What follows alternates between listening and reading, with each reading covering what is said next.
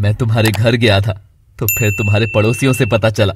मैं जानता हूँ परिधि कि तुम मुझसे नाराज हो, तुम्हें होना भी चाहिए। मैंने हरकत ही ऐसी करी है, पर यकीन मानो मैं इस तरह से कबीर को अपने सामने अचानक देखकर मैं अपना आपा खो बैठा और ना जाने क्या क्या बक दिया। प्लीज मुझे माफ कर दो परिधि।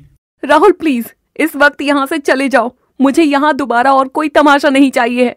ये कहकर परिधि ने अक्षत के हाथ से प्रिस्क्रिप्शन लिया और वार्ड से बाहर निकल गई। राहुल भी उसके पीछे पीछे गया। ऋचा को राहुल को देख देख कर बहुत गुस्सा आ रहा था। अक्षत, मैं जो कहने जा रही हूँ मुझे पता है तुम नहीं मानोगे, पर परिधि की बेस्ट फ्रेंड होने के नाते कहती हूँ, राहुल सही इंसान नहीं है। हो सके तो दोबारा से उसको उसके जाल में फंसने से रोक लो। ये कहकर ऋचा वहां से चली गई और अक्षत के मन में हजार सवाल छोड़ गई। वहीं दूसरी तरफ जैसे ही परिधि रिसेप्शन के पास पहुंची, उसे महसूस हुआ कि वहां मौजूद लोग सब उसे ही घूर रहे हैं। एक इंटर्न परिधि को देखकर साथ खड़े दूसरे इंटर्न से बोला, भाई इसके तो मजे, दोनों हाथों में लड्डू, एक तरफ डॉक्टर, दूसरी तरफ अमीर बाप का इकलौता लौंडा। सही कह रहे हो, ऐसी किस्मत हर किसी की नहीं होती। ये कहकर दोनों हंसने लगे। परिधि को बहुत जिल्लत महसूस हुई और उसकी आंखों में आंसू आ गए। राहुल ने भी उन दोनों की बातें सुनी। उसने सामने से तो गुस्सा जताया, पर मन ही मन परिधि की बेइज्जती होते देखकर उसे बहुत खुशी महसूस हो रही थी। वहीं कबीर जो अपने राउंड पर निकला था, उसने भी खड़े होकर सारी बातें सुन ली थी। कबीर को ये देखकर बहुत गुस्सा आया और वो अपने केबिन में चला गया। केबिन में पहुंचते ही कबीर ने किसी को फोन करा। मुझे राहुल रायचंद के बारे में एक एक जानकारी चाहिए, छोटी से छोटी चीज भी।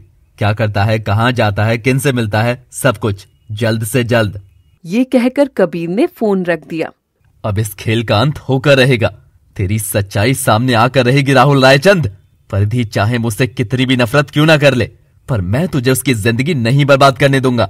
वहीं दूसरी तरफ परिधि ने भरे गले से दवाई ली और चुपचाप वहां से जाने लगी। राहुल दोबारा से उसके पीछे आने लगा। परिधि के साथ वो भी वार्ड में घुसने लगा।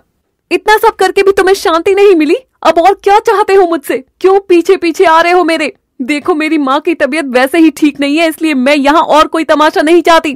मैं समझ सकता हूँ कि तुम पर क्या बीत। नहीं, तुम नहीं समझ सकते राहुल। अगर समझ सकते तो ऐसी हरकत कभी नहीं करते। प्लीज चले जाओ यहाँ से। राहुल हताश होकर वहां से जाने लगा कि तभी अक्षत वार्ड से बाहर आकर बोला, दीदी मॉम को होश आ गया है। ये सुनकर परिधि ने चैन की सांस ली और भागते हुए अंदर आ गई। सुषमा बेड पर लेटी हुई थी। मॉम आप ठीक तो? सुषमा ने परिधि को देखकर अपना मुंह फेर लिया। परिधि उनके पास आकर बैठ गई। मॉम आपकी ये बेरुखी मुझसे बर्दाश्त नहीं हो रही है।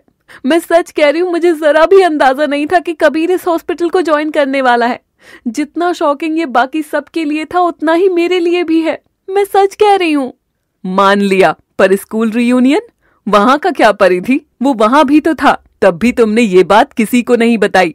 क्योंकि मैं आपको परेशान नहीं करना चाहती थी मॉम। मेरा कोई गलत इरादा नहीं था, मेरा यकीन कीजिए।